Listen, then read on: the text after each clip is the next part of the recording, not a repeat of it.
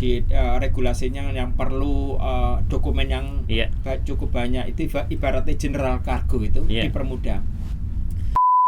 Kebetulan di situ ada Pak Claudius juga.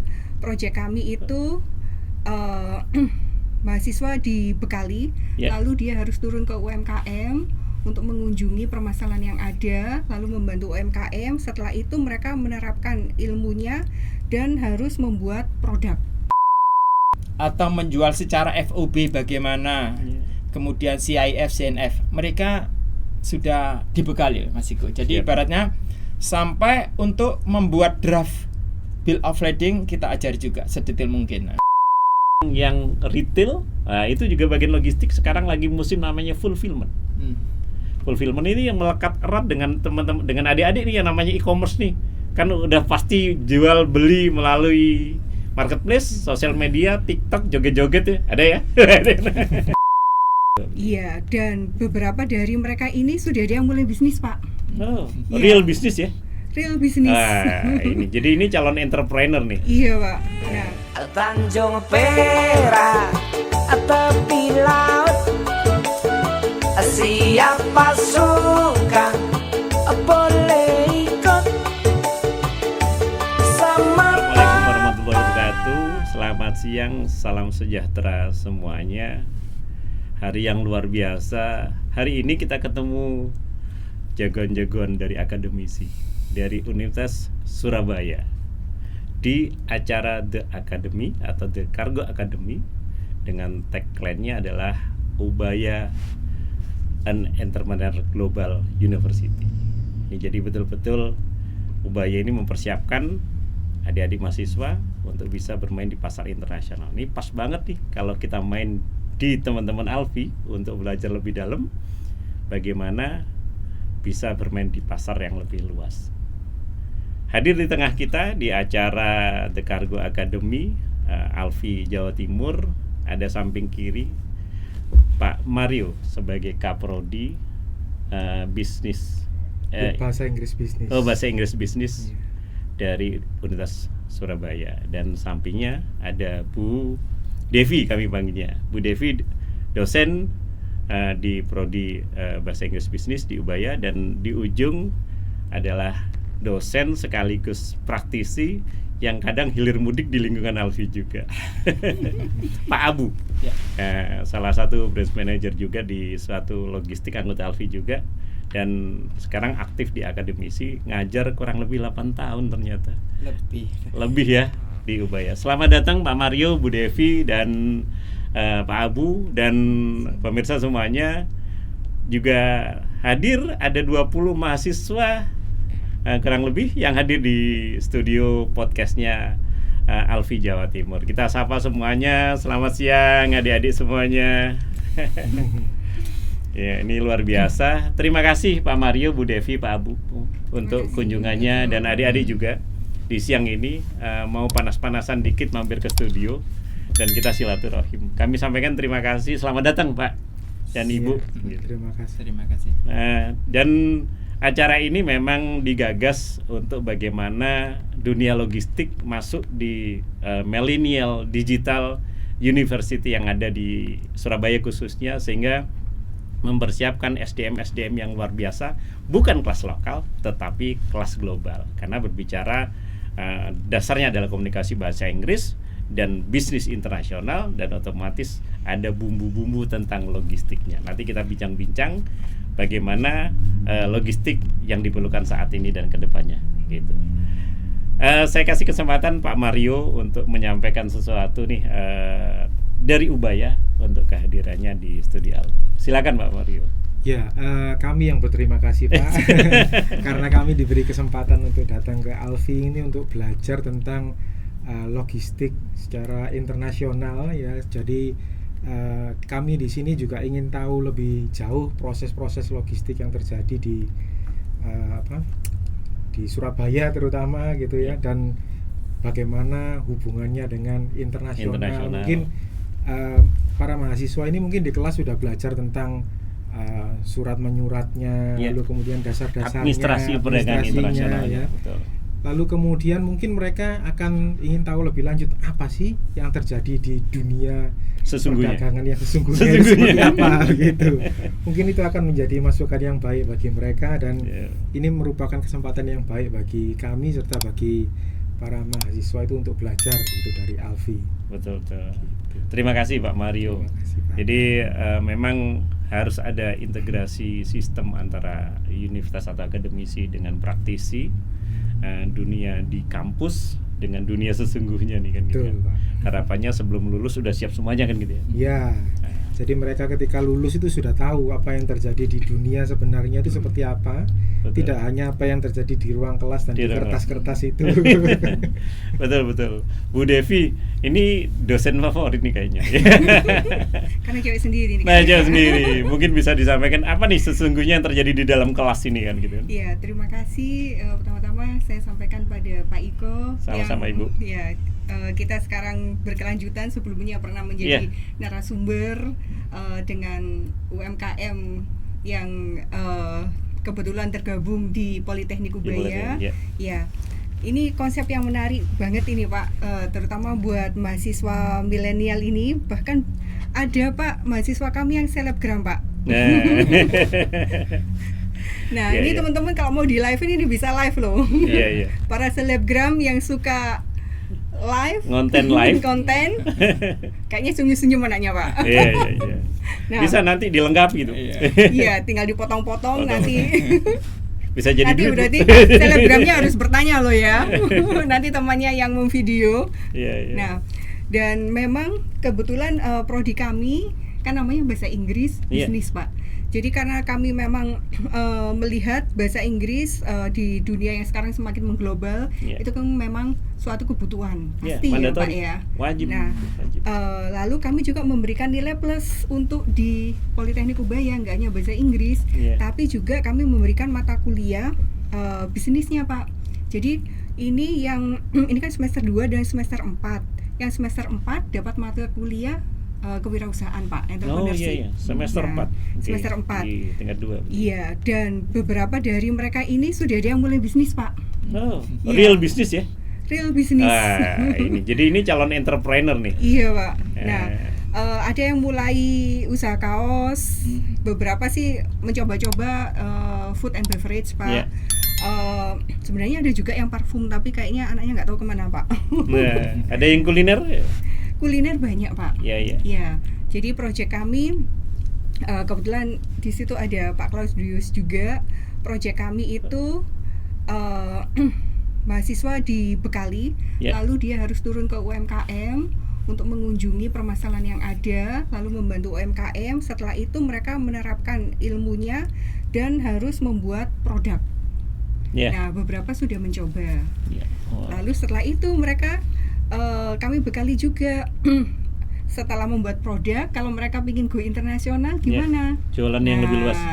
Itu yang diampu oleh Pak Abu ini. Logistiknya gimana, supply chain manajemennya gimana, sampai ekspor impor dan bankingnya juga Pak. Dan sebelum itu kami bekali juga dengan dasar-dasar manajemen, prinsip-prinsip manajemen, terus marketing itu Pak. Jadi teman-teman yang ada di sini, nah ini kesempatan yang emas. Selain kalian nanti yang suka ngonten-ngonten bisa ngonten-ngonten. Bisa ngonten bersama. Bisa ya Pak ya? Kalau Bisa mereka ngonten masih bersama. sini, bisa loh. Bisa kapan aja bisa datang ke sini ya. Mau tanya jawab, konseling, discussion misalnya. Kita kirimkan, kita aktifkan. Jadi kalau mau jadi pengusaha jangan slow-slow gitu. Gitu ya Pak. Iya, Gas Pak. saja ya. Harus gaspol gitu. Tapi terarah. Iya. Nah, ilmunya kebetulan mereka sudah dapat. Nah, nanti mumpung ada pakarnya, silakan teman-teman bisa bertanya. Makasih Bu Devi. Ini Makasih, dosen favoritnya nih. Sekarang dosen praktisinya. Pak Abu. Ini sahabat lama juga nih di dunia persilatan. Silakan Pak Abu. Terima kasih Mas Iko ya. Kita bertemu kembali akhirnya. Bertemu kembali dalam Meskipun satu frame. kita sering ngopi bersama ya. Belum pernah konten bareng kan? Nah, baru sekarang konten baru bareng. kali ini ya. Sebenarnya dari dulu pingin ya kita ngonten bareng ya. Jadi saya di Ubaya ini sebagai dosen untuk di export import and banking. dan supply chain management Mas Iko. Ya. Ngajar sejak tahun 2008 ya. Oh. Jadi Jauh sebelum pandemi. Jauh sebelum pandemi ya. Wow. Jadi untuk pembekalannya bagaimana sih konsepnya kita untuk di akademisi itu, termasuk kita membekali bagaimana di entrepreneurship ya. Ya. Kita mempersiapkan untuk bagaimana sih untuk dokumen ekspor, regulasi ekspor maupun import. Kemudian di situ ada bonaviditas. Kemudian produk-produk yang larangan untuk diekspor maupun diimpor itu apa saja. Yeah. Sampai untuk sistem pembayarannya. Incoterm. Ya, Incotermnya itu bagaimana? Kemudian pakai letter of credit bagaimana? Yeah. Atau menjual secara FOB bagaimana? Yeah. Kemudian CIF, CNF, mereka sudah dibekali Mas Iko. Jadi ibaratnya sampai untuk membuat draft bill of lading kita ajar juga sedetail mungkin. Nah, ya. Bagaimana bikin packing list invoice yang sesimpel itu, tapi sebagai dasar ekspor ya. Karena untuk packing list invoice itu sebagai basic of transaction project ya, untuk ekspor, untuk transaksi ekspor ya. Ketika kita membuat packing list invoice yang salah, artinya semua dokumen itu yang salah ya. Itu. Betul. Sampai pada supply chain management, bagaimana memperlakukan barang-barang yang punya izin khusus, punya handling yang khusus, cold storage, sampai pada general cargo. Ini mereka sudah saya ajari itu. Betul. Ya, mudah-mudahan kedepannya itu mereka ilmu saya cukup aplikatif ya di dunia kerja, khususnya di bidang ekspor import, logistik maupun supply chain management. Betul. Ya. Jadi selama ini yang kebanyakan memang praktis ya, paperwork itu. Kalau teori mungkin masih 40%, kebanyakan memang saya ajari lebih banyak prakteknya itu lebih mengenah itu ya. Betul. Untuk barangkali kedepannya kita punya mungkin di sini ada untuk apa ya, ibaratnya untuk job training atau magang itu saya rasa cukup siap itu. Ya, siap. Betul. Terima kasih Pak Abu. Oke. Nah ini Pak Abu memang praktisi. Kalau bahasa sekarang praktisi nyel. Praktisi nyel gitu. Jadi adik-adik semuanya ini saat kita bersilaturahim ini ketemu semuanya, memang kita ingin mengenalkan bagaimana sih logistik dan apa sih logistik sesungguhnya dan aplikasinya bagaimana gitu. Sebelum ke sana ada titip salam dari Pak Ketua Umum Alfi Jawa Timur yang kebetulan sebagian besar pengurus di DPW ini sedang mengikuti Rapimnas di Denpasar. Mulai hari ini sampai besok beliau udah terbang dari kemarin dan kami update dan mohon maaf tidak bisa mendampingi dan insya Allah nanti akan kunjungan ke Ubaya. Jadi titip salam, mohon maaf dan nanti ketemu di kampus Ubaya saja. Siap. Gitu. Adik-adik dan dari teman-teman dari Ubaya, kami sampaikan Alfi itu apa sih? Pasti banyak yang bertanya. Alfi itu apanya dari adik-adik yang tadi kunjungin ke beberapa tempat kan gitu.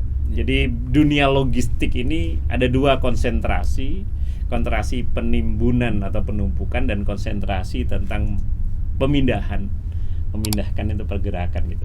Jadi kalau di Timbun tuh ada namanya gudang itu macam-macam, berfasilitas, non berfasilitas, termasuk pelabuhan itu juga fasilitas. Kemudian ada gudang berikat juga. Kemudian ada gudang yang retail. Nah, itu juga bagian logistik. Sekarang lagi musim namanya fulfillment. Fulfillment ini yang melekat erat dengan teman-teman, dengan adik-adik nih yang namanya e-commerce nih.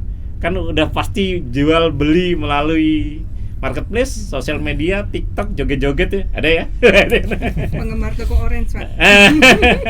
Nah gitu, jadi itu bagian dari penimbunan sekaligus pergerakan. Kalau fulfillment komplit, dari storage-nya juga ada, sorting-nya juga ada, kemudian packaging-nya ada, distribusinya ada. Itu melengkapi transaksi dari marketplace yang ada. Nah kalau di pergerakan, istilahnya movement ya, itu ada tergantung alat angkutnya. alat angkutnya ada yang laut, ada udara, ada darat. Nah, darat kalau di internasional untuk di darat tidak ada di Jawa Timur, adanya di pelintas batas atau batas negara. Seperti di Kupang sampai ke Dili itu ada namanya satu tempat perbatasan, itu pelintas batas. Ada Nunukan juga ada pelintas batas. Kemudian yang pakai laut, nah laut ini favoritnya di Jawa Timur karena kita Surabaya punya seaport, salah satu seaport tersibuk, ya, bukan kelasnya Indonesia lagi, di Asia. Di Asia. Nah, dan ini semua dari Indonesia Timur, hanya yang dari Makassar punya direct shipping, ya. Tapi frekuensinya tidak banyak. Tapi di Jawa Timur, di Surabaya, kita punya 2 pelabuhan internasional, terminal peti kemas Surabaya sama terminal Teluk Lamung. Itu untuk yang kontainer. Yang non kontainer ada JP, ada Maspion, itu bulky. Ada lagi yang di Lamongan Sorbis, itu yang bulky. Artinya kargo breakbulk. Ada juga Banyuwangi. Banyuwangi juga bisa dipakai internasional. Itu untuk breakbulk. Kontainernya masih belum ada. Surabaya, Probolinggo bisa dipakai internasional tapi masih breakbulk, kapal kargo, belum containerized. Ini kaitannya dengan adik-adik semuanya di kampus-kampus ini. Kalau udah bermain di internasional, kuasai cara jual sama cara kirim. Cara jualnya international trading, bahasa Inggrisnya udah nggak perlu diajarin. Cara kirimnya diperlukan. Singapura itu sukses karena 2, ya, karena memang letaknya dan komunikasinya. Letaknya ini yang membuat strategis sehingga transit di ASEAN dikuasai sama Singapura. Yang kedua adalah bahasanya, mereka menguasai. Kalau udah ada Google mungkin hampir sama dengan Google. Karena mereka udah bahasa China-nya udah berapa versi, ya kan? Kemudian karena di Singapura ada orang Middle East, ada orang Western, ada orang Melayu, ada orang India, di sana semuanya. Dan itu mereka menjadi jembatan utama international trading tadi. Yang dijual mereka nggak punya produk, barangnya dari Indonesia mungkin, dari Filipina mungkin, dari Malaysia mungkin, kan gitu. Nah, ini Anda bisa mempelajari lebih lanjut terkait sama logistiknya. Yang lebih dalam lagi, yang sekarang di dunia maya tren e-commerce internasional. E-commerce internasional ini pergerakannya sudah dari daerah industri. Kalau kemarin masih melalui negara-negara tertentu transit, sekarang udah direct. Bahkan sekarang muncul yang akan datang masuk Indonesia. Di Indonesia belum Temu. Temu itu satu aplikasi yang di atasnya marketplace yang lain, ya, di atasnya Alibaba, di atasnya Lazada, di atasnya itu yang memang mereka langsung direct dari industri. Di Malaysia sudah, di Indonesia belum. Nah, buat kita yang bermain di Indonesia ini, ya, saya tidak melarang Anda membeli barang-barang dari luar negeri, gitu. Tapi kita balancekan, ayo yang produksi di dalam negeri kita mainkan juga, gitu, biar balance, gitu, biar balance, gitu. Jadi ini ada sisi nasionalisme, dan Anda akan namanya trader lebih banyak menjual, bukan lebih banyak membeli, kan, gitu kan. Jadi ini yang kita ini kan. Jadi gambarnya seperti itu, tentang bagaimana dunia kargo di adik-adik milenial yang memanfaatkan digital, apalagi bahasa Inggrisnya nggak usah pakai translator seperti Anda, kan nggak pakai translator, kan gitu. Iya. Nah, gitu. Sebelum saya lanjutkan lagi nih, kita sebelum tanya jawab, saya mau sharing tentang Alfie. Ada profil terkait sama Alfie, siapa saja pengurusnya. Jadi kalau misalnya nanti ada acara-acara tertentu atau kita diskusi di sini, kita juga terima diskusi, Bu. Gitu. Pak Mario, mungkin adik-adik ingin belajar di luar magang, ya. Kalau magang tinggal kirim aja surat. Gitu. Surat nanti kita distribusikan ke teman-teman anggota yang memerlukan. Tapi tentunya mungkin harus ada MOU terlebih dahulu antara Ubaya dengan Alfie. Apa saja yang mau dikerjasamakan, termasuk tempat magang, termasuk mungkin lulusannya, mungkin ya. Dan di kita di pengurus ada yang lulusan Ubaya, ya. Ada Mas Wakil Ketua Umum Bidang Organisasi Pak Erik itu juga Ubaya. Pak Alpart itu anggota di bidang pemerintahan. Sama Bu Ika itu juga anggotanya Pak Erik. Nah itu lulusan Ubaya. Nyesel mereka nggak datang. Waduh kok pas ada acara kan gitu. Makanya nanti Pak Ketum dan beberapa pengurus izin nanti silaturahim ke sana. Kita ngintip di layar monitor, mohon maaf Bu Devi sama Pak Mario nih agak sedikit. Silakan Mbak Lia. Nah, ada soundnya? Nggak ada. Ini adalah Pak Ketua Umumnya, ada Pak Bastian Wibisono. Sebelah kanannya adalah Pak Sekum, Sekretaris Umum, adalah Pak Agus. Kemudian sang sebelah kiri adalah Ibu Bendum, Ibu Sumaryani. Kemudian Pak Ketua Umum ini sehari-hari di importasi yang tidak kecil-kecil, tapi importasinya satu kapal, Bu. Jadi kalau impor nggak sekonten, Bu. Satu kapal. Kapalnya bukan yang 1.000 ton, Bu. Udah 15.000 ton ke atas, karena komoditinya adalah bahan baku pupuk. Kalau Pak Agus ini direkturnya Puspa Agro. Puspa Agro. Kemudian Ibu Bendum ini adalah GM-nya senior nih, GM senior untuk Indonesia Timur dari MSA, Monang Siani Parabadi. Jadi adik-adik dari teman-teman kampus nih, kita ketemu orang-orang yang memang berkecimpung sesungguhnya. Oke, next berikutnya.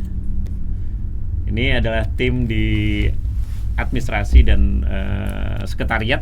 Ini ada Mas Ade. Mas Ade ini sehari-hari di Juanda. Mas Ade Juanda, kemudian ada Mas Darmono, kita sebut Mas Bagong, ada Mas Ahmad Rizan ini, Mas Denny. Kemudian yang ujung ada Mbak Anin sama Mbak Lia yang lagi mengoperasikan podcast ini. Nah, next berikutnya. Ini adalah bidang organisasi pengembangan sistem informasi dan diklat. Ini wakil ketua umumnya ada Pak Fireza Erik, ini yang lulusan Ubaya. Kemudian sampingnya tengah itu ada Mbak Ika Rahmanataria, itu juga Ubaya. Ya. Kemudian ada Mbak Yayu. Mbak Yayu ini kepala sekolahnya, kalau kepala sekolahnya pelatihan sertifikasi keahlian. Ada keahlian basic cargo, ada dangerous good, ada yang SP itu LSP. Lembaga sertifikasi. Bukan lembaga sertifikasi, tetapi lulusannya ini dapat sertifikasi keahlian yang memang diperlukan di dunia logistik. Ini bisa menjadi kalau ada MOU nanti bisa menjadi referensi lampiran ijazah. Kalau misalnya diperlukan. Iya, kalau misalnya adik-adik dia ngambil kursus atau pelatihan, sertifikat itu bisa menjadi sertifikat lampiran ijazah. Kebetulan Bu Yayu ada di sini. Bu Yayu, nah itu dia. Nah itu dia orangnya, itu Bu Yayu. Kemudian ada nih tokoh muda kita, Mbak Safira. Mbak Safira juga ada di sini, Mbak Safira, Mbak Sasa. Nah, ini logistik muda nih. Gitu. Dan kantornya Mbak Sasa ini sebelah nggak jauh dari sini. Samudra Pasifik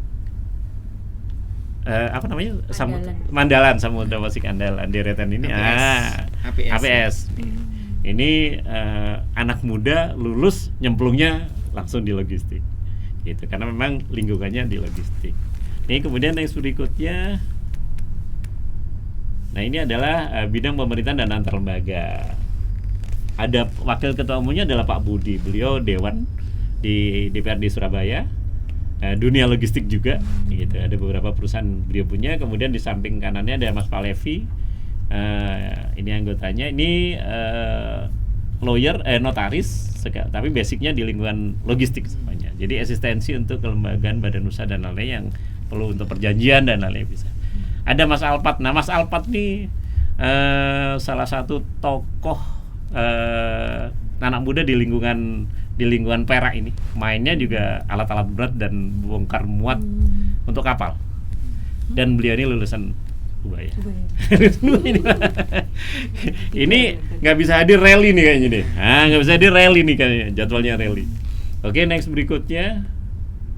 Ini ada bidang kepelabuhan dan kepabeanan. Wakil Ketua Umumnya ada yang tengah adalah Pak Husni, hadir lagi di Bali. Ini Wakil Ketua Umumnya khusus menangani tentang kepabeanan dan kepelabuhan. Jadi regulasinya tentang ekspor impor kepabeanan beliau yang menguasai, dan di sampingnya ada Pak Yosua Bati yang ini lebih sehari-hari full incas mengenai apa problemnya dan ini tokohnya nih. Mas Yosua ada di sini. Nih, hadir. Pak Yosua Bati. Nah, itu kemudian yang ujung kiri adalah Pak Chandra Ari Irawan. Ini juga yang salah satu pemilik Bintang Indonesia Gembita. Kantornya nggak jauh dari sini. Ini Pak Chandra. Oke, next berikutnya. Ini adalah bidang angkutan udara dan kepabeanan, kebandaraan. Wakilnya ada Bu Kristanti Erisandi. Ini khusus di airport, Ibu. Jadi kalau adik-adik pengen lihat aktivitas bagaimana flow bisnisnya kargo udara domestik internasional, import ekspor transshipment, bisa ketemu sama Bu Eri dan timnya. Bu Erisandi ini kita panggil Bu Cece. Terus ada sampingnya adalah Pak Tri Parmadi. Nah, ini di bawah Bu Cece atau Bu Erisandi, dan ini di internasional. Karena beliau sehari-hari adalah BM-nya salah satu perusahaan Jepang yang ada di Indonesia, logistik Jepang, namanya PT Yusen. Dan yang ujung sebelah kiri Pak Suroso Keri Wibowo atau panggil Pak Bowo, ini yang expert di domestik. Salah satu top manajemennya dari SN Cargo. Nah, ini yang jadi mau tanya domestik internasional ngirim apa saja. Untuk di udara nih ya. Mau barang hidup, mau barang nggak hidup, mau antar pulau ya, antar airport domestik sampai internasional. Nah, ini. Oke. Next berikutnya. Ini tim kami di bidang multimoda, hubungan luar negeri dan e-commerce, lebih cenderungnya disebut di pengembangan logistik internasional. Ada saya, sebelah kanannya ada Mbak Patut, kemudian sebelah kiri ada Pak Andre Julius Lamahayu. Ini anak-anak muda semua nih, kanan kiri saya ini. Ini next berikutnya. Nah, ini tim semuanya. Ini yang periode 2022 sampai 2027, insya Allah. Nah, ini dan kami merubah Alfi menjadi satu asosiasi yang humanis, yang lebih komunikatif, yang lebih friendly dan terbuka. Jadi tempatnya sudah enak, timnya sudah bagus. Siapapun hadir, anggota atau non anggota dari akademisi, ya, ada masalah apa? Kalau anggota mesti biasanya ada masalah ini, kita diskusi dulu. Terus mau kemana? Mau ke pelabuhan, ke TPS, ke Pelindo, atau ke Bea Cukai? Titik permasalahannya di mana? Nah, kalau memang itu masif, otomatis harus disinkronisasi dengan satu forum. Nah, kalau udah forum, apa perlu sosialisasi atau langsung bagaimana? Narasumbernya, nah kita buat seperti ini. Inilah Alfi, adik-adik semuanya, dan Bapak Ibu dari Ubaya, bahwa ini adalah asosiasi logistik, ya, berbicara tentang penumpukan dan pengiriman domestik internasional, barangnya apa saja, karena barang macam-macam. Ngirim frozen berbeda sama yang dari kargo kan gitu kan. Ngirim barang hidup berbeda. Ini kalau mau cerita tentang apa yang diangkut, mulai ngangkut hewan hidup, sapi, kambing, terakhir ini ada Mas R gitu, import untuk alpaka itu seperti binatang Australia ya, lehernya panjang ya, kayak kambing. Nah, lusa rencananya juga mau mendatangkan onta gitu. Kalau di saya nanti ada monkey. Monkey memang overpopulasi yang diminta di negara tertentu, digunakan untuk media laboratorium. Live monkey. Nah, ini kita akan adik-adik harus tahu nih ke depannya nih kalau mau lebih dalam lagi mana yang trading ya kan gitu kan. Nah, kemudian mana yang sifatnya betul-betul harus dihandle dengan special handling atau memang yang sifatnya general atau barang-barang yang kecil pakai kurir, pakai apa. Nah, ini kayak gitu. Ini yang kami sampaikan. Monggo Pak Mario, Bu Devi, Pak Abu bisa menyampaikan sesuatu mungkin terkait hal ini sebelum kita ke tanya jawab.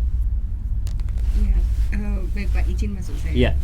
Ya, ini kan beberapa kan mereka ini Pak, selain mereka mungkin akan mencoba untuk mendirikan bisnisnya sendiri, tapi memang beberapa ada yang mau cari modal dulu, kerja dulu. Oke. Ya, oke. Mungkin ada juga beberapa yang akan meneruskan bisnis usaha orang tuanya. Yes.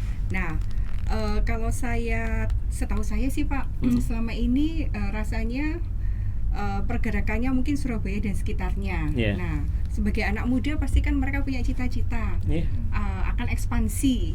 Nah, cuman ekspansinya mau seberapa luas saya juga belum punya gambaran sih, tergantung mereka berani taking the risk-nya sejauh mana. Yeah. Nah, kalau dari sisi logistik mungkin yang perlu dipersiapkan oleh calon-calon penerus usaha orang tua ini Pak, ada yang usaha komputer, ada yang macam-macam lah Pak. Ini itu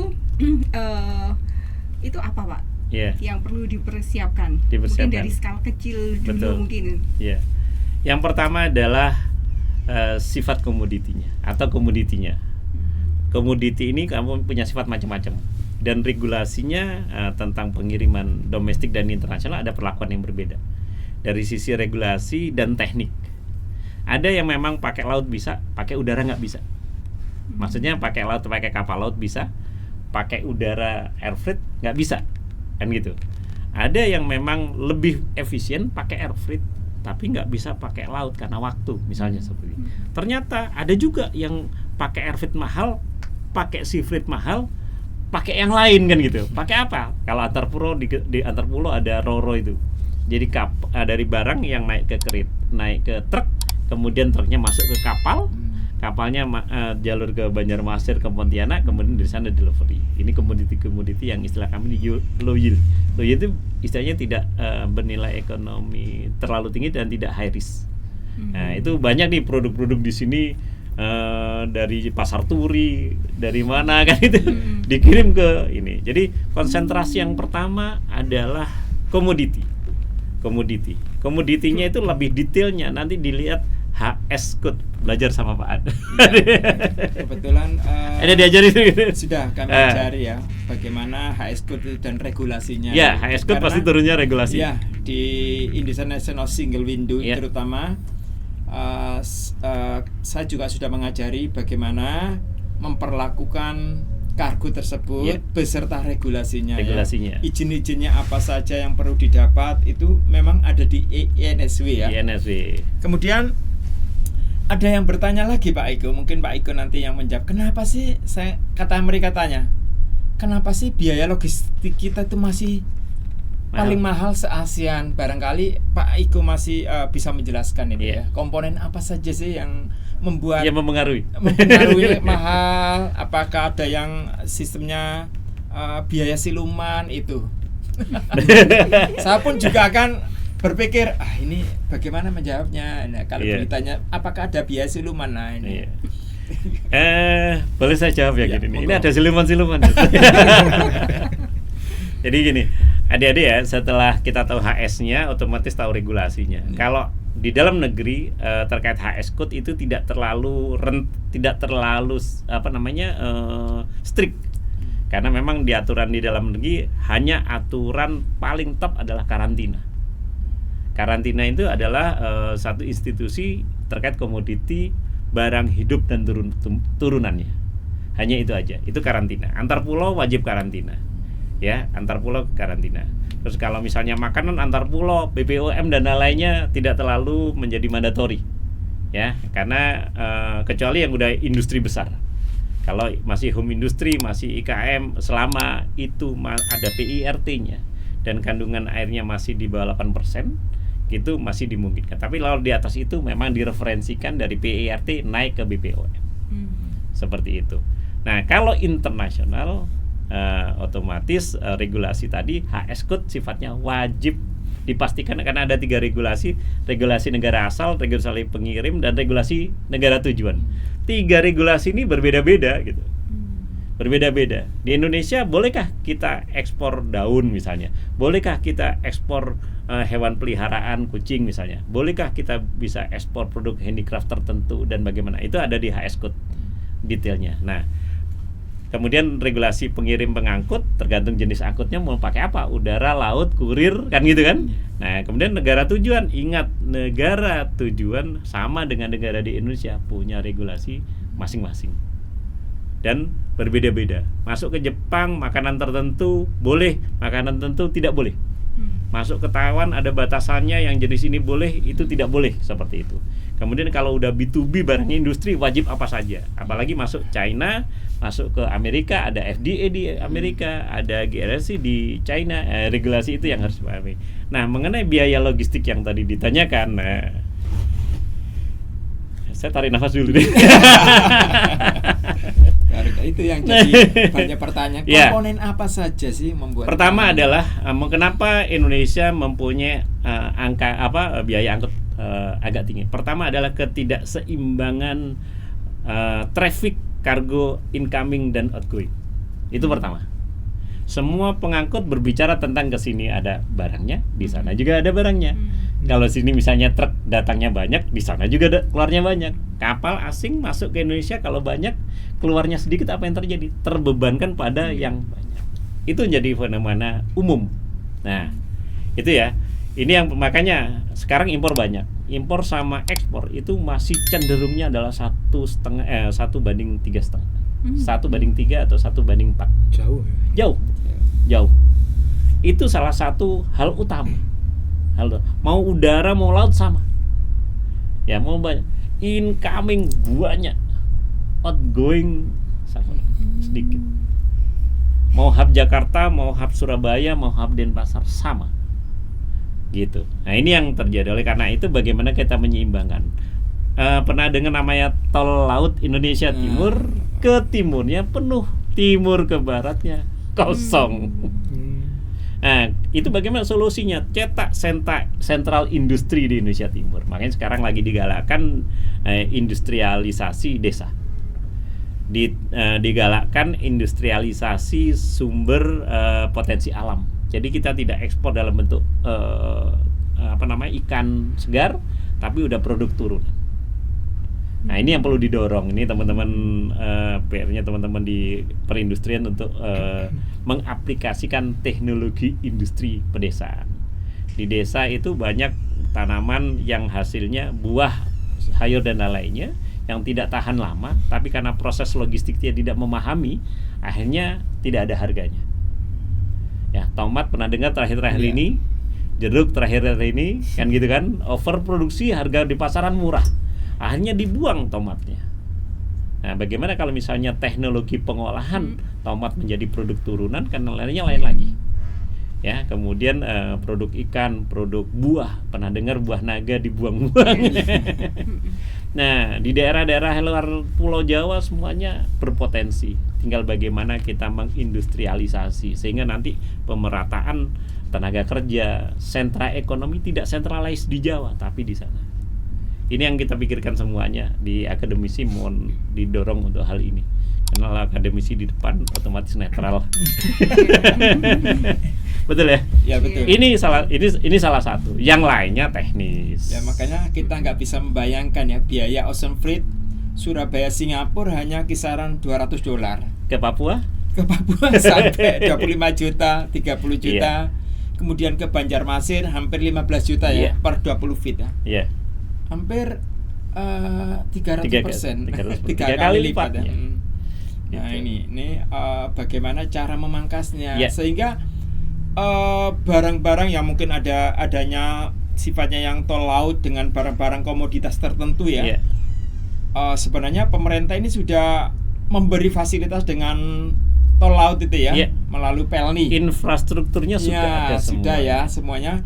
berarti nanti barang yang dimuat di tol laut ini sampai destinasi tertentu itu dengan harga murah, Ya, seperti murah. itu. Disubsidi oleh pemerintah itu. Iya, sekarang udah disubsidi. Saya nggak yakin nanti subsidi itu selama apa kan gitu. Makanya yang kita kejar sekarang bagaimana sentralisasi industri itu terjadi di ujung-ujung ini, karena selama ini pemerintah sudah bangun namanya BTS.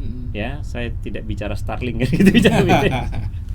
Tetapi ini adalah satu infrastruktur komunikasi, walaupun nanti 3G, 4G-nya masing-masing daerah ternyata beda-beda kan gitu.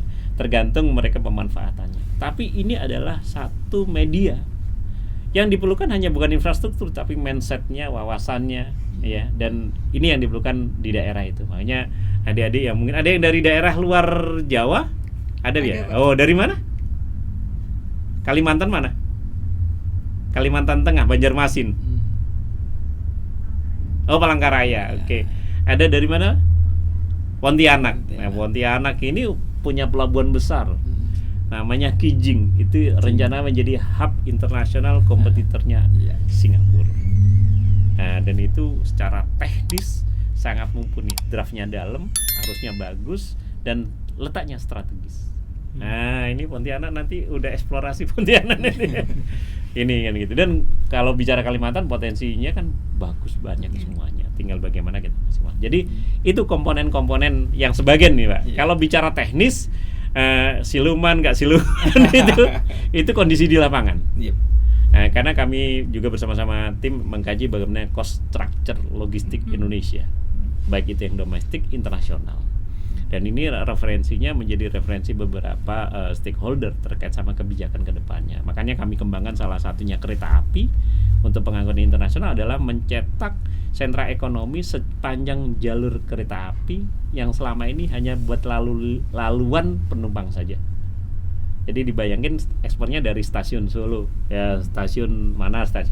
Dan itu langsung ekspornya di sana. Dan itu yang bermain teman-teman shipping line di sana. Satu, branding kota di Indonesia lebih banyak yang dipublish, yang dikenalkan. Kemudian secara teknis unsur kemudahannya ada, karena langsung closing dokumen, Carol Rees di kemudian LC semuanya originnya muncul di kota tersebut. Nah, ini memang perlu banyak. Ini nanti teman-teman adik-adik ini yang international trading, kita harap kami harap silaturahimnya nggak terputus di hari ini. Ada yang berkesinambungan. Ada kesinambungan. Dan tim di Alfi semuanya siap untuk mendampingi kapan saja, mau ketemu yang di bagian apa, kan gitu kan. Nanti kita bisa atur waktu dan jadwal gitu.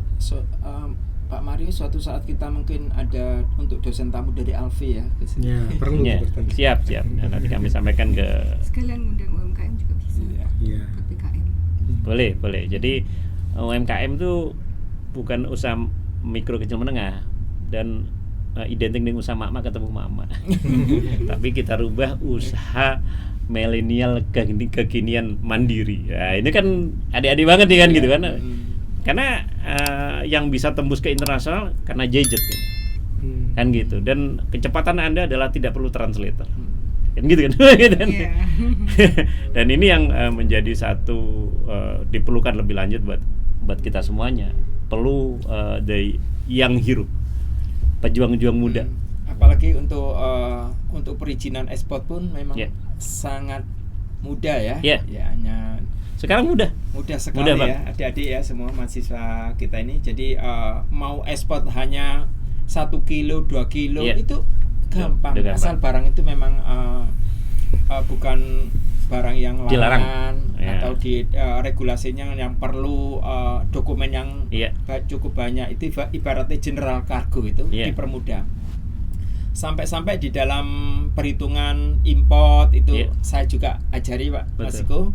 Kemudian untuk masalah ekspor, memperhitungkan biaya FOB, CIF itu seperti apa sih, sampai packagingnya bentuknya seperti itu, standar ekspornya itu bagaimana, itu kita bekali ya. Betul. Sampai yang paling rendah bikin packing list invoice. Ya unik-unik memang mereka itu ya. Jadi masih daya serapnya luar biasa ya. Kalau saya biasa ngajar di workshop itu di wilayah-wilayah bagaimana membaca letter of credit. Mereka yang kerja 10 tahun di bidang ekspor ini belum tentu bisa juga. Nah, kebetulan memang adik-adik mahasiswa ini sudah dibekali bahasa Inggris yang bagus ya. Bagaimana membaca letter of credit yang ini hanya 2 kali pertemuan mereka paham sekali ya. Dosen kan sifatnya ini udah ini Pak Abu, ada beberapa perkembangan mengenai digital payment. Nah, itu ya yang kalau selama ini yang saya ajari kita yang untuk masalah letter of credit atau pembayaran bagaimana. Kemudian sekarang kan memang ada digital payment ya, bagaimana kemudahan itu ya, pemanfaatan itu ya. Iya. Ini nanti ada kelas tersendiri nih kayaknya. Nah, ini memang perlu suatu saat Pak Mariel kita untuk mengajari tentang untuk digital pembayaran secara digital ya.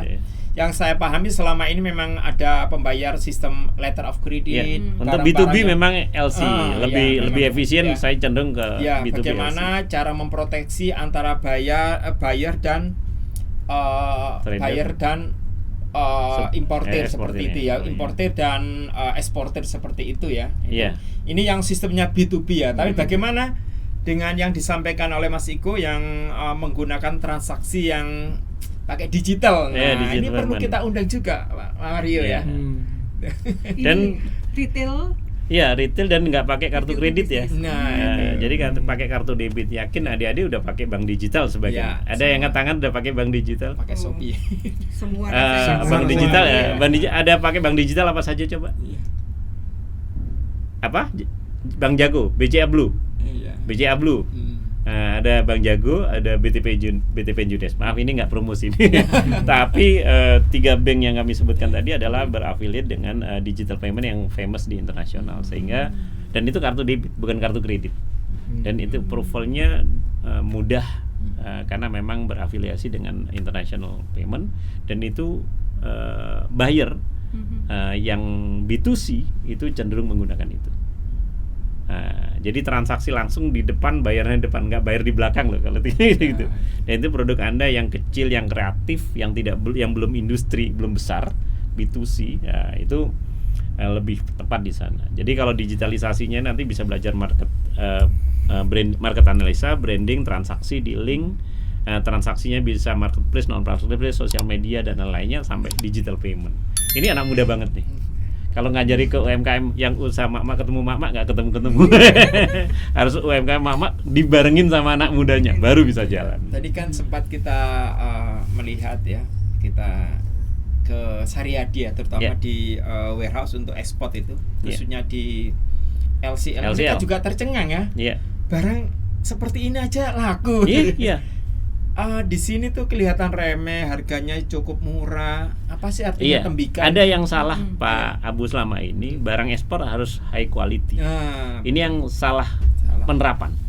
Karena tidak semuanya high quality ya itu diterima market, dan tidak selalu yang low quality itu tidak diterima market. Ya, jadi yang diperlukan adalah komitmen jual, komitmen produk. Itu yang penting. Kalau memang grade-nya C ya C, B ya B, yang I ya E, AA kan gitu kan. Nah ini yang perlu. Ya dibayangin aja lidinya sawit, kan gitu kan? Iya kan gitu. Itu laku, cangkangnya sawit. Itu padahal begitu barangnya. Yang selama ini kan banyak terbuang. Ya. Yang lebih parah lagi ya, ada jual potongan kayu yang barangnya kecil-kecil bisa diterima di pasar internasional. Sebenarnya nanti saya pengen share, kalau YouTube belum bisa ya? Nggak bisa. Nah ini nanti sekali waktu kalau ada kesempatan kami sharekan ya untuk hal itu. Ini orang biasa jualannya kecil tapi dapatnya dolar. Nah gitu. Seperti halnya daun pisang. Kan daun pisang. Jualannya berapa ketika diekspor ke Amerika bernilai dolar. Seperti saya kan pernah juga ekspor untuk sapu lidi itu. Sapu lidi ke Malaysia Potong itu. Nah, kalau di sini kelihatannya berapa sih harganya? Ternyata di sana, di sini kita ngambilnya dari Malang itu satu sapu lidi 15.000. Sampai kita jual ke Malaysia bisa laku $3. Lebih itu. Nah, itu secara ekonomi kan luar biasa ya. Belum lagi untuk yang saya pernah handling untuk ikan lele. berapa sih yang dijual di sini tuh? Iya. Ternyata ketika kita ekspor ke Hong Kong sudah bernilai 1 kilo itu bisa bernilai $2, $3 itu. Iya, Ternyata iya. di sana untuk obat. Nah, ini. Di sisi lain orang makan lele sih, makan apa sih yang terus dikatakan Mas Iko itu tadi dianggap ini kan makan lele, makan murahan. Iya kan udah. Makanan secara harga sudah biasa makan Iya. berat. Ternyata ke Hong Kong itu sebagai makanan obat. Nah, Iya. ini salah satu potensi ya betul. yang perlu digali. Iya. Dan bagaimana cara ekspornya ya seperti itu ya. Oke. Iya. Ini tambah menarik nih. Ini berarti angin segar juga Gitu. buat mahasiswa yang kreatif, Betul, inovatif, betul. yang dia ada produk-produk biasanya kan mereka akan memodifikasi Iya. yang ada dengan inovasi mereka. Iya. Sekarang apalagi bisa dengan B2C, dan B2C. dengan digital payment. Wah, Betul. ini jadi teman-teman yang punya usaha, punya ide-ide menarik untuk produknya bisa loh diekspor. Iya. Karena sudah memungkinkan B2C dan pembayarannya digital payment. Digital payment. Ada banyak sekali di lingkungan anak muda yang hand painting untuk kaos tertentu.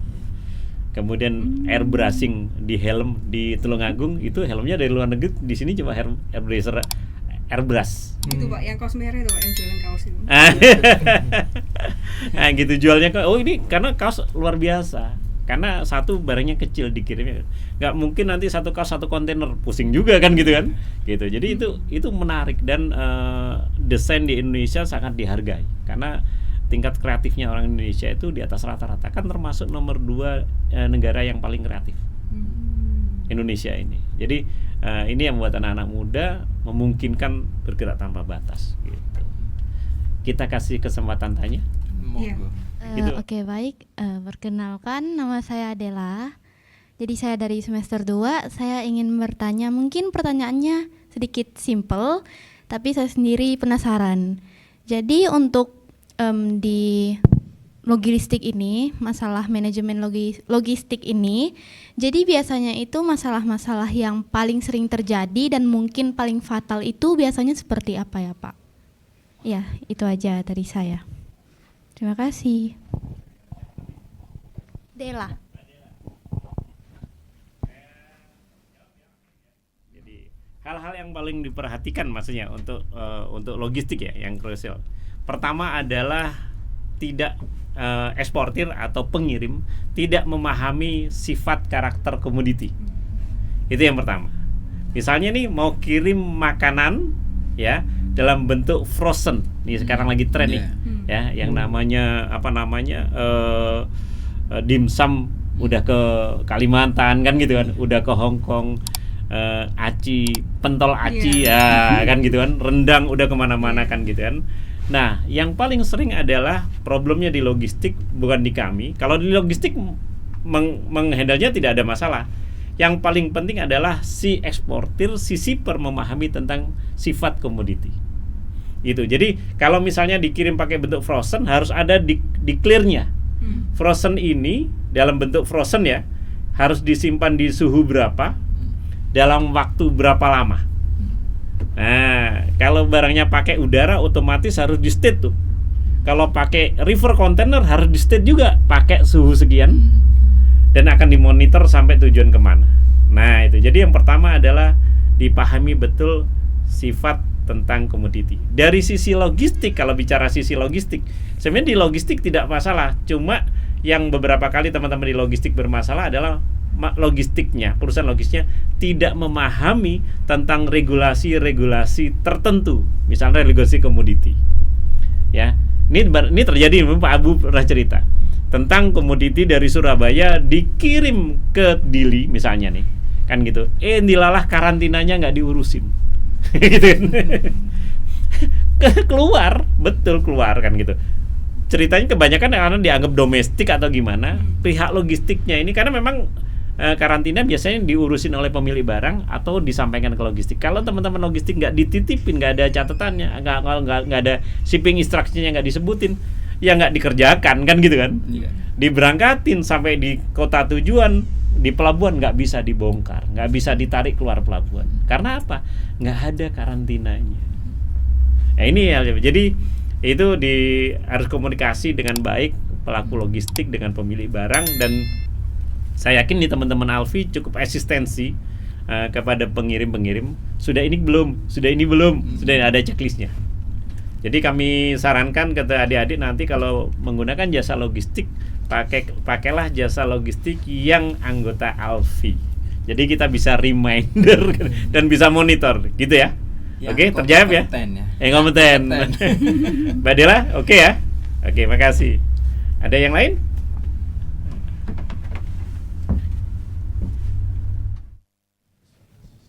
Selamat siang. Sebelumnya perkenalkan, nama saya Nur Hayati dari semester 4. Saya mau bertanya Pak, dari namanya ini kan Asosiasi Alfi ya Pak. Terus kayak tadi ditampilin ada kayak jalur laut untuk ada yang pengurusnya lagi gitu masing-masing kenapa. Nah, berarti di Alfi ini terbuka untuk semua yang usaha ekspor impor gitu Pak, dengan logistiknya. Lalu apakah hanya di Jawa Timur saja Pak kantornya gitu? Terus bagaimana bisa sebesar itu gitu Pak? Terima kasih. Dari Jawa Barat kalau nggak salah ya. Iya. Oh iya. Mbak Nur Hayati, jadi Alfi ini memang asosiasi logistik forwarder Indonesia.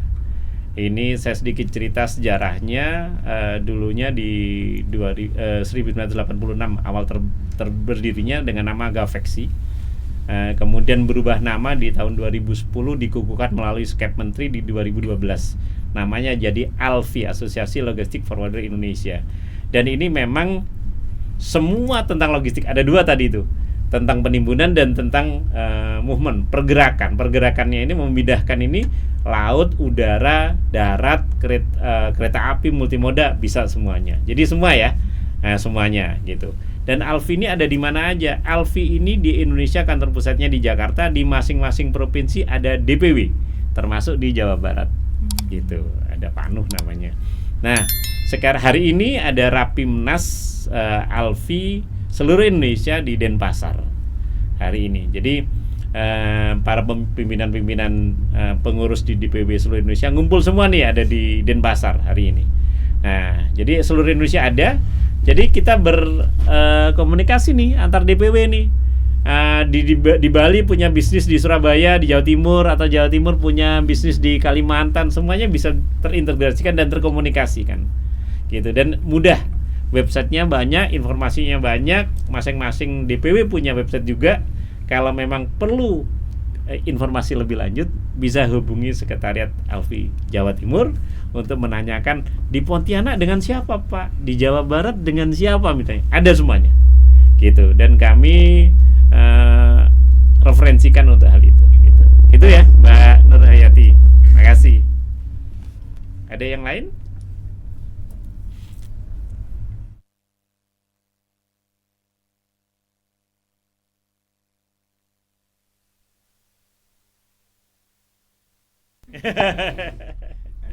Oke, yang punya bisnis nih. Selamat siang. Perkenalkan, nama saya Raymond Marcelo Santoso. Saya dari semester 4.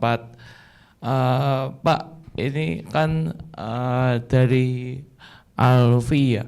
Itu kenapa Alfi memutuskan seperti membuat podcast dan membuat bertemakan dengan logistik? Ya, itu saja Pak. Jadi kenapa kita Alfi membuat podcast ini adalah bentuk sosialisasi, edukasi, dan asistensi kepada masyarakat secara umum. Jadi kalau kami mungkin selama ini hanya dengan anggota saja, sekarang kita meluaskan diri gitu, meluaskan diri dengan akademisi, dengan masyarakat umum, komunitas, pelaku usaha. Kita diskusi dengan asosiasi kontraktor, asosiasi yang lain ada. Kita diskusi dengan teman-teman penggemar motor tertentu karena motornya impor. Itu. Kemudian kita berdiskusi dengan teman-teman pelaku makanan, baik industri atau UKM. Semuanya kita jembatani, salah satunya dengan podcast ini. Jadi ini yang online bisa hybrid dan kita bisa diskusi nanti adik-adik bisa melihat membuka kembali nih gitu. Oh, topiknya ini kan gitu. Bisa subscribe, like and share di Alfi ini di Alfi Jatim ORG gitu. Jadi cari aja di Facebooknya atau ini ada semuanya, Instagramnya ada semuanya, dan itu update karena kami punya tim komunikatif yang memang men-sharingkan terkait sama informasi-informasi logistik gitu. Oke Mas Raymond ya. IG dan TikToknya apa tadi Pak? Cari Rumah Logistik Alfi Jawa Timur. Diinget ya. Alfi Jawa Timur gitu.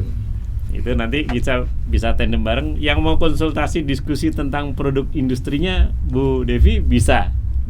Nah, Pak, saya mau impor ini, saya mau ekspor ini, kan gitu kan? Saya mau ngirim ini antar pulau, ya, antar kota, antar hatimu. Gitu. Mantap ya Pak. Semuanya. Mungkin kalau mewakili orang awam ya Pak. Iya Pak. Jadi kan mungkin seperti Raymond atau seperti teman-teman lain yang punya usaha gitu ya. Lalu kepingin mengekspor, sebetulnya pengen mengekspor. Iya. Cuman masalahnya siapa yang beli? Oh iya. Cari market. Bagaimana? Ya. Gitu. Ini memang di luarnya logistik kalau terkait sama Iya, itu. Betul. Ya. Ini di luar sedikit gitu. Itu nanti kita bicara tentang cara jual. Di kami sosialisasikan juga tentang cara jual. Kalau nggak ada yang jualan, nggak ada yang diangkut, Bu. Jadi kami dengan teman-teman eksportir, dengan teman-teman importir dekat.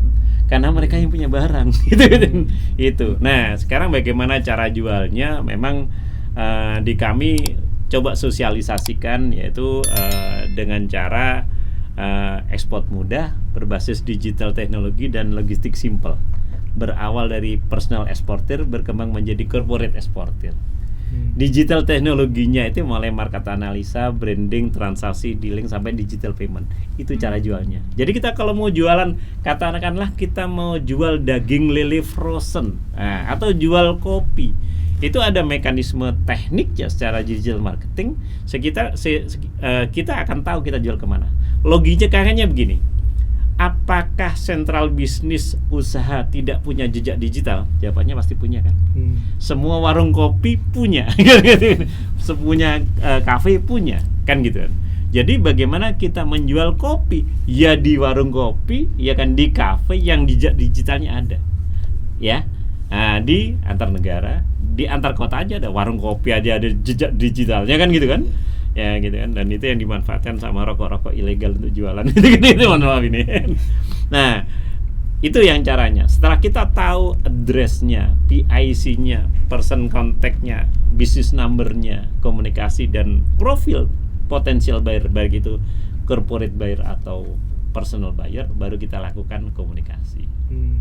Jadi kita akan menganalisa seolah-olah kalau kita mau mancing pada kolam yang tepat. Jadi kalau kita mau mancing lele, jangan sampai nyasar ke kolam bandeng, nggak nemu lele kan gitu kan. Nah, analogikanya seperti itu.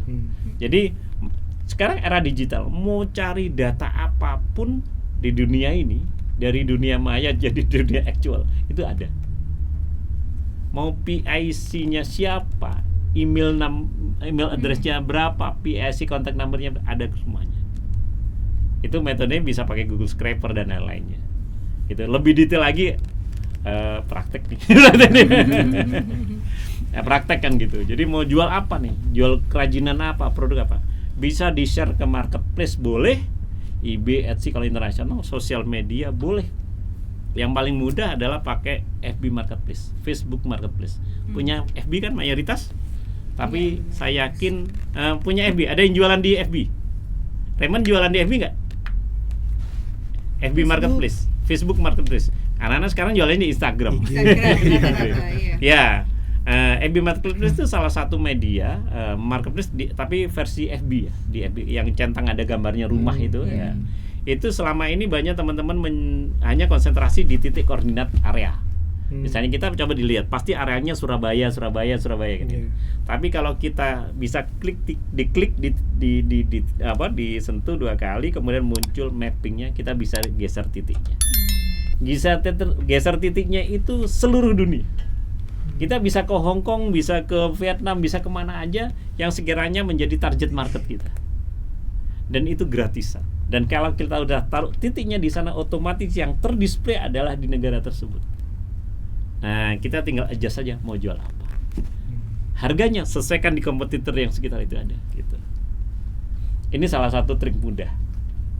Kemudian dari komunikasi di FB Messenger dipindahkan ke WhatsApp. Karena mudah tertracingnya, gitu. Dan mayoritas menggunakan komunikasi masih di WhatsApp, dominasi di Indonesia, di dunia. Transaksi pembayarannya pakai digital payment, kecuali yang udah B2B besar pakai LC. Saya tidak menyarankan yang tidak menggunakan apa-apa. Bahaya itu karena banyak terjadi. Tapi pemain-pemain besar malah nggak pakai LC. Gitu. Jadi itu yang terkait sama supply chain ya. Supply chain itu di sini bahannya setengah jadi ya, kemudian di negara tertentu di assembling di saat bagus, otomatis sudah supply chain industry, nggak ada transaksi di sana. Gitu. Nah, tapi kalau trader, jual komoditi, jual kreativitas, jual otomatis pakai digital payment yang dominan namanya PayPal itu. Nah, ya ada Western Union, ada MoneyGram, ada yang apa namanya pakai TransferWise. Nah, itu juga mekanisme digital payment juga. Kemudian yang satunya adalah pakai pakai PayPal. PayPal memang belum resmi di Indonesia, tetapi bisa menggunakan feeder bank. Feeder banknya ya 3 bank tadi itu. Nah, itu. Untuk kripto juga ya. Kripto lain lagi. Lain lagi. Kita tidak mentransaksikan. Kalau masuk ke sana nggak jualan produk. Lain lagi nanti. Kalau hasilnya masukin kripto lain, boleh kan gitu kan? Ya kita lihat. Nah, jadi ini adik-adik semuanya hal-hal yang menarik dunia logistik, apapun bidang usahanya pasti ada logistiknya. Selama memerlukan pemindahan barang dan terlihat, kecuali barangnya dikirimkan nggak terlihat lain cerita. Gitu. Nah itu jadi ini yang kita sharekan buat adik-adik biar paham bagaimana mekanisme logistik di Indonesia dan global saat ini dan kedepannya. Menurut saya nggak ada salahnya diperdalam. Kalau ada dimasuk di international trading, mau nggak mau, suka nggak suka, cara kirim harus dikuasai. Bisa jual nggak bisa kirim, bingung. FOB melulu kan gitu. Kapan dapat cuannya nih kan gitu. Iya. Gitu Bu Devi, Pak Mario, Pak Abu. Mungkin masih ada pertanyaan lagi kah? Udah, terima kasih. Oh ada. Oke, siap. Wah, ini kayaknya juragan tertentu nih. Juragan 99.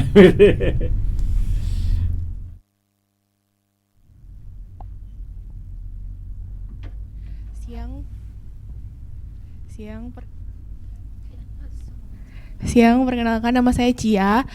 Alfi kan merupakan asosiasi yang menaungi perusahaan logistik. Nah, perannya sendiri Alfi dalam perusahaan logistik itu apa ya, Pak? Diulangi. Alfi kan merupakan organisasi yang menaungi perusahaan logistik. Betul. Nah, perannya Alfi sendiri dalam perusahaan logistik itu apa saja? Oke. Terima kasih. Ya. Terima kasih, karena ini kumpulan asosiasi perusahaan logistik ya. Jadi yang kumpul di sini adalah perusahaannya, bukan orangnya. Nah, tugasnya Alfi asosiasi ini adalah sosialisasi tentang regulasi-regulasi baru, monitoring. Kemudian yang berikutnya adalah asistensi terkait sama hal-hal yang sifatnya menjadi potensial masalah.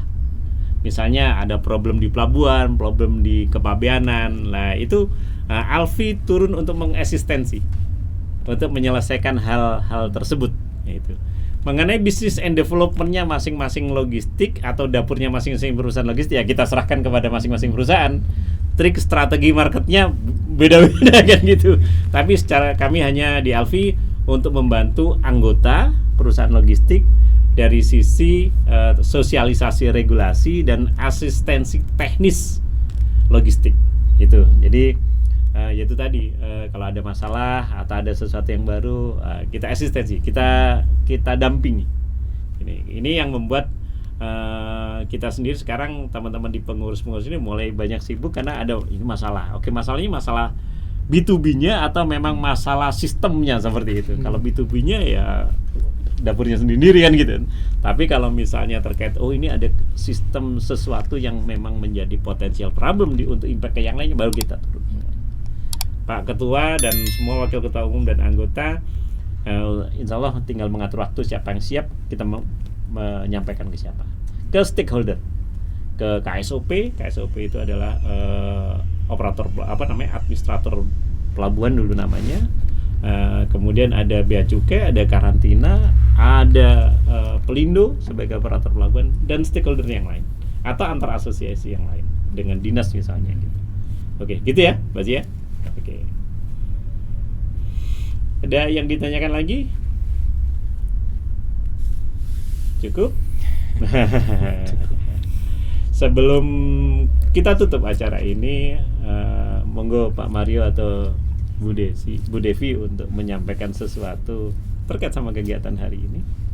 Ya, hari ini saya rasa kami sangat berterima kasih Pak, soalnya kami sudah diberikan pelajaran yang cukup berharga, sangat berharga bahkan, tentang perputaran logistik yang ada di Indonesia ini, ya, bagaimana barang-barang itu dikirim, lalu kemudian jalurnya. Dan saya rasa itu sangat membantu, dan untuk kedepannya mungkin kami sendiri dari pihak Politeknik Ubaya, terutama di bahasa Inggris bisnis, mungkin kami juga akan melanjutkan ini dengan kerjasama lebih lanjut gitu. Terima kasih. Jadi mungkin nanti mahasiswa yang berminat di bidang ekspor impor nanti bisa mungkin belajar magang di perusahaan-perusahaan yang berhubungan dengan Alfi. Betul. Bahkan mungkin nanti bisa bekerja di sana gitu. Bisa jadi biasanya begitu ya. Setelah magang memang dari beberapa mahasiswa kita ketika magang itu langsung ada yang masuk di situ lagi. Iya.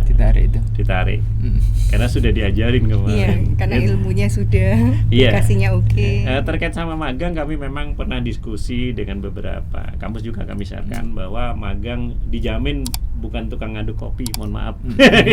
Ada magang di satu perusahaan, mahasiswanya itu disuruh ngaduk kopi, disuruh Insya Allah di Alfi kami terapkan tidak seperti itu. Untuk program magang semua lebih cenderung kepada pengembangan dan penerapan teknisnya.